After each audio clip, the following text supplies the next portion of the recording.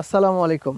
আমরা যারা কৃষি উদ্যোক্তা, আধুনিক কৃষি নিয়ে কাজ করি, তাদের জন্য বড় একটা ফ্যাক্টর হচ্ছে ফসল চাষ করে টাকা ইনকাম করা। তো আমরা যদি এই বছরের প্রেক্ষাপটটা চিন্তা করি, যারা আমরা চাষাবাদ করব, একটু ভেবে দেখেন যে আজকে হচ্ছে অক্টোবর মাসের আমরা ১০ তারিখে আমরা অবস্থান করছি। প্রচুর পরিমাণে বৃষ্টিপাত, সেই টানা ৬ মাস যাবৎ বৃষ্টি শুরু হয়েছে। এই বৃষ্টি থামে না, কোনোভাবেই থামে না। দু একবার রোদ দেয়, সেই রোদে আবার ফসল পুড়ে দেয়। সো এরকম সিচুয়েশানে ফসল করে টাকা ইনকাম করাটা যে কতটা ডিফিকাল্ট, যারা আমরা এই সেক্টরে আছি তারা বুঝতেছে। এই মুহূর্তে ডিসিশন মেক করতে পারতেছি না আমরা কি করব। সো আজকের ভিডিওটি একটু আলাদাভাবে সাজানো হবে। আপনি এই মুহূর্তে এই ক্রিটিক্যাল সিচুয়েশানে বাজার ব্যবস্থাপনা কিভাবে চিন্তা করবেন এবং কোন ফসলটা নির্বাচন করবেন, এইটার উপর বেসিক্যালি আমরা এই ভিডিওটি তৈরি করব। আশা করি আপনার জন্য ডিসিশন মেকিংয়ে চমৎকার একটা ভিডিও হবে। আমরা আর্লি সিজন চিন্তা করতেছি, কারণ কি যে এই বছর ২০২৫ সালে আমরা যে পরিমাণ বৃষ্টিপাত ফেস করেছি, তাতে এখন আর্লি যদি চিন্তা করতাম যে তখন আমরা যেতাম সেপ্টেম্বর মাসে। কিন্তু এই বছরের ক্ষেত্রে যেটা ঘটেছে, সেপ্টেম্বর মাস আর আর্লি নাই, কারণ এত পরিমাণ বৃষ্টিপাত হয়েছে যে বৃষ্টিপাতের কারণে আমরা কোনো ধরনের ফসলই চাষ করতে পারি নাই। যারা জমি রেডি করেছিলাম সেই জমিগুলো আবার প্লাবিত হয়ে গেছে। প্লাবিত হয়ে যাওয়ার কারণে আবার নতুন করে চাষ দিতে হচ্ছে, আবার নতুন করে চারা রোপণ করতে হচ্ছে। এই অক্টোবর মাস, অর্থাৎ যেটাকে আমরা এই বছরে বলতেছি যে আগাম মাস হিসাবে যদি চিন্তা করি, তাহলে কোন হাই ভ্যালু ক্রপসগুলো আমরা চাষ করব। এর প্রথমে যেটা আসে আপনার টমেটো, যেটা হাই ভ্যালু ক্রপসের মধ্যে পড়ে। গত বছর একটু দাম কম ছিল, এই বছর দাম বাড়বে, এটা নিয়ে কোনো ডাউট নাই। একদমই এটা বলাই যায় বাংলাদেশের প্রেক্ষাপটে গত বছর আলুর দাম কম ছিল, এই বছর আলুর দাম বেশি হবে, কারণ মানুষ উৎপাদন কম করবে, মানুষ যাবে কম। কারণ এটা সাইকোলজিক্যাল কিছু ব্যাপার বাংলাদেশের কৃষকের জন্য, যে এটার দাম পায় না সেটা আর করে না। তো সেই দিক থেকে চিন্তা করলে এই বছর যে ওয়েদার ফ্যাক্টর, তাতে টমেটোর আর্লি লাগাইতে পারে নাই কৃষক, সাধারণ কৃষকগুলো। যদি আমরা চিন্তা করি যে আমাদের উদ্যোক্তা যারা যে ভালো কোনো টাকা ইনকাম করবে, তাহলে আমাদের টমেটোতে যেতে হবে। তো টমেটো যদি চিন্তা করি, আমরা আর্লি করাইছিলাম সেপ্টেম্বরের ২০ তারিখের পর থেকে। তাদের কারোটা টিকা আছে, কারোটা নাই, কারণ যেখানে বৃষ্টিপাত বেশি হয়েছে সেখানে নষ্ট হয়ে গেছে। যাদের টিকা আছে তারা তো দাম পাবে ইনশাল্লাহ, কারণ আপনারা জানেন যে এত আগাম অন্য কোনো জাতি হয় না। স্মার্ট ১২১৭ এবং স্মার্ট 2020 এই জাতগুলো সুপার রেজাল্ট পেয়েছেন যারা করেছে, এবং যাদের ডুবে নাই। তো এরকম অবস্থায় আমরা যদি চিন্তা করি যে আর্লি টমেটো, তাহলে আমরা এই সময় লাগাইতে পারি। সো আমরা এই সময়েও যদি চিন্তা করি, তাহলে স্মার্ট ১২১৭ জাতটি কিন্তু আপনার জন্য ভালো হবে। এই বছরে মরিচকে এত পরিমাণ অবহেলা করা হয়েছিল, অথবা অবহেলা বলবো না, যে লাগানো হয় নাই, যে কারণে আমরা এখনো অবধি মরিচের বাজার দর কোনো জায়গায় ২০০ টাকা কেজি, কোনো জায়গায় ৪০০ টাকা কেজি। এই যে আনস্টেবল একটা মার্কেট, এটা হওয়ার কারণ কি? হওয়ার একটাই কারণ হচ্ছে ওয়েদার ফ্যাক্টর, আর একটা হচ্ছে ওয়েদার ফ্যাক্টরের কারণে মানুষ চাষ করতে পারে নাই বা লাগাইতে পারে নাই। সো এই জায়গাতে আমরা যদি চিন্তা করি, এই বর্ষার শুরু বলা যাবে না, বর্ষার শেষ হয়ই না। এই সিচুয়েশনে অক্টোবর মাসে ১২ তারিখে এসেও আমরা দেখছি যে মরিচের অধিকাংশ কৃষক মরিচ লাগাইতে পারে নাই। সো এরকম যদি চলে, তাহলে ডিসেম্বর, জানুয়ারি, ফেব্রুয়ারি পর্যন্ত মরিচের দাম বেশি থাকবে। আপনাকে একটা মেসেজ দিতে পারি, যদি আপনি কৃষি উদ্যোক্তা নতুন অথবা পুরাতন, আমাদের আধুনিক উপায়ে চাষাবাদ করতে চান, তাহলে আপনার জন্য সেকেন্ড পজিশনে আছে মরিচ। সো আপনি যদি কমার্শিয়াল চিন্তা করেন, তাহলে এখনও অবধি সময় আছে যে আর্লি সিজনটা ধরতে পারবেন মরিচের।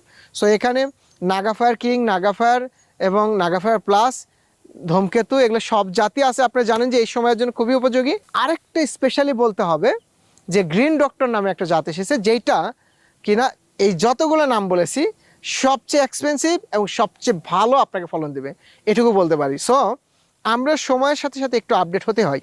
সো আমরা যারা মরিচ চাষ করব, আর্লি চিন্তা করতেছি যে সিজনের আর্লি, তারা কিন্তু এখনও সিজনের আর্লি মরিচ আছে। ১২০ টাকা কেজি বেগুন ঢাকা শহরে, যা ১৫০ থেকে ২০০ টাকা কেজি বেগুন বিক্রি হচ্ছে। আপনার কাছে হয়তো এটা অসম্ভব, অকল্পনীয় বা নতুন কথা মনে হতে পারে। লোকাল ভ্যারাইটিগুলো এখন আর উৎপাদন করতে পারতেছে না আমাদের কৃষক। সো যে কারণে ফলপ্রসূতে ২০০ টাকা কেজি, ১০০ টাকা কেজি, ১৮০ টাকা কেজি। বেগুনের ক্ষেত্রে জাতটা খুবই ইম্পর্টেন্ট। আগে লোকাল লাগাইলেই হয়ে যেত, এখন সেখানে হচ্ছে না। সো আমরা যারা এই অক্টোবর মাসে বেগুন লাগাবো, তাদের জন্য বিগ বস 10, তাবিজ, ফিল্ড লিডার, যে এলাকায় যে ধরনের বেগুন চলে সেই অনুযায়ী জাত নির্বাচন করে আমরা কিন্তু লাগাইতে পারি। গ্যাস্ট্রিক হইলে পেঁপে খান, ভুঁড়ি মোটা হয়ে গেলেও পেঁপে খান, রোগ আক্রান্ত হয়েছেন ডাক্তার কাছে গেলে এই একটা কথা বেশি বলবে, পেঁপে খান। কারণ পেঁপে হচ্ছে মানুষের দেহের একাধিক নিউট্রিশন সমৃদ্ধ একটি সবজি এবং ফল, যেটাকে দুইভাবে ব্যবহার করা হয়। যখন কাঁচা বিক্রি করা হয় তখন সবজি হিসেবে খাওয়া হয়, যখন পাকা যায় তখন ফল হিসেবে খাওয়া হয়। তো এই পেঁপে নিয়ে যদি কথা বলি, আপনারা জানেন যে পেঁপে অতিরিক্ত বৃষ্টিপাত সহ্য করতে পারে না, আর না পারার কারণে ম্যাক্সিমাম পেঁপের জমিগুলো নষ্ট হয়ে গেছে। আর নষ্ট হওয়ার কারণে দেখা যাচ্ছে যে যে সময় পেঁপে 5 টাকা কেজি থাকে সেই সময় 25 টাকা কেজি পেঁপে কিনতে হচ্ছে কাঁচা পেঁপে। পাকা পেঁপের তো কথা আলাদা, কারণ পাকা পেঁপে অলওয়েজ 40 থেকে 50 টাকা কেজি আমাদের কিনতে হয় যখন সিজনের বাইরে চলে যায়। এখন যেমন আপনি পিক টাইম 40 টাকা 50 টাকা কেজি আমরা পেঁপে খাচ্ছি। সো আমরা পেঁপের আর্লি যদি সিজনটি টার্গেট করি, পেঁপের আগাম সিজন হচ্ছে নর্মাল অন্যান্য বছরের সেপ্টেম্বর অক্টোবর মাসে হয়, কিন্তু এই বছরের ক্ষেত্রে দেখা যাচ্ছে এটা অক্টোবর নভেম্বর মাসে চলে যাচ্ছে।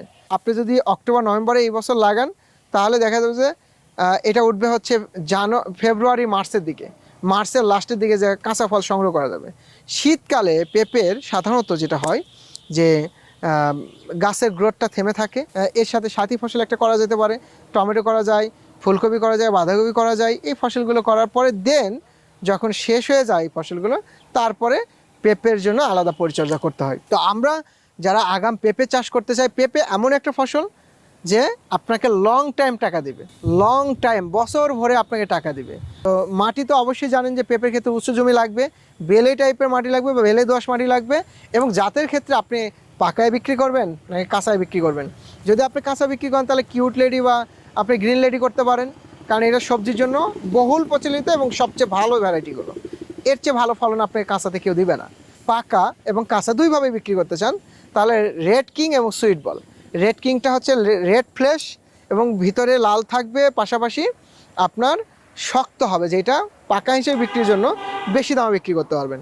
আর যদি আপনি কাঁচা পাকা দুইভাবে বিক্রি করতে চান তাহলে সুইট বল আপনি চারা রোপণ করতে পারেন। সুইট বলে হবে কি যে আপনার ভিতরে রেড ফ্লেশ থাকবে, এটা রাউন্ড শেপ হবে এবং এটা আপনি কাঁচা পাকা দুইভাবে বিক্রি করতে পারবেন।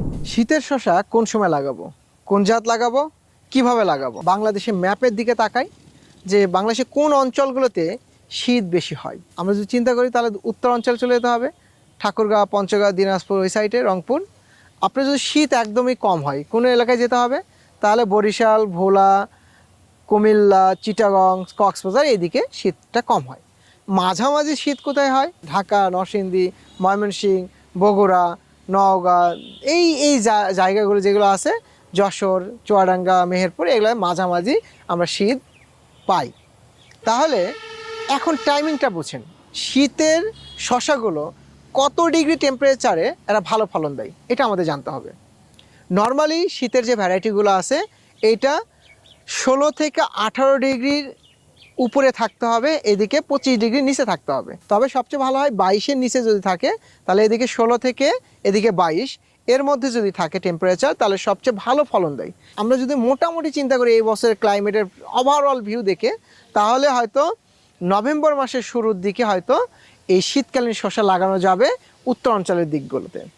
আবার আমরা যদি চিন্তা করি যে নওগাঁ, এইদিকে বগুড়া, জয়পুরহাট, এই সাইডে আসে হচ্ছে সিরাজগঞ্জ, ঢাকা, এই সাইডে আপনার ধরেন চুয়াডাঙ্গা, মেহেরপুর, এইদিকে যদি চিন্তা করেন তাহলে দেখা যাচ্ছে যে এই অঞ্চলগুলোতে নভেম্বরের 15 তারিখের আগে শীতের শসাগুলো দেওয়াটা সেফ হবে না। কারণ কি যে এই সময়ের আগে যদি দেওয়া হয়, যদি টেম্পারেচার একটু বেশি হয় তাহলে সব পুরুষ ফুল আসবে। শীতের ভ্যারাইটিগুলোতে এগুলো পুরুষ ফুল দেখা দিলে তখন আর মানে টেম্পারেচার বেড়ে গেলে তখন পুরুষ ফুল দেখা দিবে এবং ফলনটা কাঙ্ক্ষিত পাবেন না। আবার আসেন খুলনা, বাগেরহাট, বরিশাল, ভোলা, কক্সবাজার, কুমিল্লা, এই সাইডে যদি আপনি চিন্তা করেন তাহলে দেখা যাবে যে আপনার টেম্পারেচার নভেম্বর 20-এর পর বা ডিসেম্বরের দিকে যেয়ে দেখা যাবে যে একটু কমের মধ্যে চলে আসবে। আর তখনই আপনি নভেম্বরের লাস্টের দিকে বা নভেম্বরের 20 তারিখের পরে আপনি এই অঞ্চলগুলোতে শীতের শসা দিতে পারেন। সো আমরা এই ওভারঅল চিন্তা করে আমরা দেখেছি গত বছরে কিছু আমাদের আমরা যে ভ্যারাইটি নিয়ে মার্কেটিং করেছি তার মধ্যে বেস্ট ভ্যারাইটি পাইছিলাম সাবিরা গোল্ড এবং সাবিরা। আপনি জানেন যে সাবিরা গোল্ডের গত বছর যারা করেছে তারা খুবই সুপার, মানে কম রিস্কে। এখন কিছু ভ্যারাইটি থাকে খুব সেনসিটিভ ভ্যারাইটি, যেগুলো যে কোনোভাবেই আপনার টেম্পারেচার কম বেশি হলে ওখান থেকে আর ভালো কিছু পাবেন না। গাইনোসিয়াস কিছু ভ্যারাইটি আছে যেগুলো সবই স্ত্রী ফুল হয় এবং যেগুলো কোনো পুরুষ ফুল হয় না, সেই ভ্যারাইটিগুলো কিন্তু মোর রিক্সি এবং অনেক বেশি এক্সপেন্সিভ ভ্যারাইটি, মানে দামি জাত, কিন্তু আমাদের রেজাল্টটা খারাপ এসেছিল। যে আমাদের উদ্যোক্তাগুলো অনেক বেশি রিস্ক নিয়ে করে। শীতকাল, শসার একটা মার্কেটের একটা বিষয় থাকে, আবার এদিকে প্রোডাকশানের ইস্যু থাকে, কখন টেম্পারেচার বাড়বে কখন কম হবে এগুলো আমরা জানি না। সো গাইনোসিয়াস ভ্যারাইটিগুলো আমরা এই সিজনে আমরা নির্বাচন না করে আমরা যে হাইব্রিড ভ্যারাইটিগুলো মার্কেট করতেছি, যে সাবিরা এবং সাবিরা গোল্ড, এইটা আপনাদের জন্য সেফ মনে হবে। মানে সেফ মনে হবে কেন? টেম্পারেচার কম বেশি হলেও খুব একটা প্রভাব আপনার ফেলবে না এবং প্রোডাকশন সুপার প্রোডাকশন দেবে। আমরা হাই ভ্যালু ক্রপসের নাম নিলে আগে যে নামগুলো সবচেয়ে বেশি নিতাম, capsicum, broccoli, red cabbage, squash, এই 4টা ফসলের নাম আগে প্রথমে আসতো।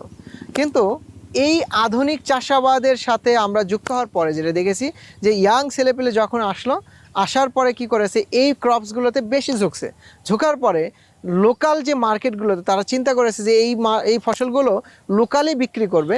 তো যখন তারা লোকালি বিক্রি করতে যায় দেখে যেগুলো কেউ চিনে না, খায় না, তখন এটাতে তারা ডিমোটিভেটেড হয়ে যায় এবং এইটার যে মার্কেট প্লেস সেটা না জানার কারণে কি হইলো, ওই উদ্যোক্তাটা সঠিক জায়গাতে নিয়ে গেল না, বিক্রি করতে পারলো না, সে লস করলো।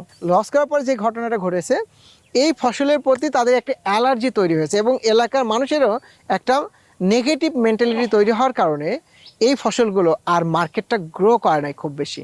তো আমরা গত বছরে একটা রিভিউ দিই, ব্রোকলি, স্কোয়াশ, রেড ক্যাবেজ এবং ক্যাপসিকাম। এই ক্যাপসিকাম, রেড ক্যাবেজ এবং ব্রোকলি 4টা ক্রপসেরই দাম ভালো ছিল। কোন সময় লাগালে ভালো ছিল এইটা যদি চিন্তা করি, সিজনে কোনো সবজির দামই ভালো থাকে না, এটা কমন কথা। আমরা যদি বাজার দর চিন্তা করি তাহলে দেখেছিলাম আর্লি সিজনটা আমরা বলেছিলাম অক্টোবর মাস, কিন্তু এই বছরের ক্ষেত্রে এসে একটু ব্যতিক্রম হয়েছে, কারণ যেহেতু বৃষ্টি লেট এবং লেটের কারণে এই অক্টোবর পুরোটাই এখন দেখা যাচ্ছে যে এই ক্যাপসিকাম, ব্রোকলি, রেড ক্যাবেজ এগুলোর জন্য আর্লি সিজন হয়েছে। সিজন যদি চিন্তা করি তাহলে নভেম্বর মাসে এটার সিজন। তবে এই 4টার মধ্যে যদি আপনি আবার বলেন যে কোনটা বেশি ভালো হবে, তাহলে সেফ যদি চিন্তা করেন এবং বেশি প্রফিট চিন্তা করেন, তাহলে আমি প্রথমেই বলবো আপনাকে ক্যাপসিকামের কথা। সো ক্যাপসিকামের প্রতি মানে যেহেতু ইন্ডিয়া থেকেই ম্যাক্সিমাম ক্যাপসিকাম আমাদের আসতো এবং সিজনে যা দেখা যায় যে ভোলার যে ক্যাপসিকামগুলো ঢোকে, চরের যে ক্যাপসিকাম, তখন যে আমাদের দামটা ধস নামে। আর ভোলা বা বরিশালের যে ক্যাপসিকাম যে চরগুলোতে হয়, সেই চরগুলো এখনও জাগে নাই, কারণ বৃষ্টিপাতের কারণে সেগুলো এখন প্লাবিত আছে। আপনারা যারা চিন্তা করতেছেন যে ক্যাপসিকাম চাষ করবেন, তাদের জন্য পিক টাইম হচ্ছে অক্টোবর মাস। সো অক্টোবর মাসে আমরা ক্যাপসিকাম লাগাতে পারি এবং ক্যাপসিকাম লাগিয়ে ভালো একটা ইনকাম করতে পারি। যেই জমিতে আপনি মরিচ লাগাবেন, মরিচের এবং ক্যাপসিকামের চাষাবাদ টেকনিক সেম, কিন্তু প্রাইজের ক্ষেত্রে আপনি যখন বাজারে যাবেন, মরিচ যদি থাকে 50 টাকা কেজি, ক্যাপসিকাম ওই সময় থাকবে 80 থেকে 100 টাকা কেজি। সো দেখেন, জাস্ট খালি আপনি ক্রপটাকে বদলায় দিলে আপনি এই প্রফিট মার্জিনটা পেতে পারেন এবং আপনি যদি ডাইনামিক হন তাহলে আপনার জন্য ক্যাপসিকামটা সবচেয়ে ভালো। জেলা শহরগুলোতে মার্কেট করবেন, ভালো রেটে বিক্রি করেন নিঃসন্দেহে। সো আরেকটি ইস্যু হচ্ছে যে আমরা ফুলকপি, বাঁধাকপি এই বছর আমরা পিক টাইমে অনেকে লাগাইতে পারিনি বৃষ্টিপাত হওয়ার কারণে। সো ফুলকপি, বাঁধাকপিগুলো এখন আর্লি হিসাবে আমরা লাগাইতে পারি এবং এই সময় লাগালেও ফুলকপি, বাঁধাকপি আমরা ভালো একটা দাম পেতে পারি, কারণ এই বছর প্রত্যেকটা সবজির দামে ভালো থাকবে। সো আপনাদের ক্যারিয়ারটা শুভ হোক এবং এগ্রোয়ান আপনার সাথে থাকুক। এগ্রোয়ানই একমাত্র সহযোগী যে আপনার সাথে থেকে আপনার সাকসেস পর্যন্ত নিয়ে যেতে আপনার সাথে থাকবে।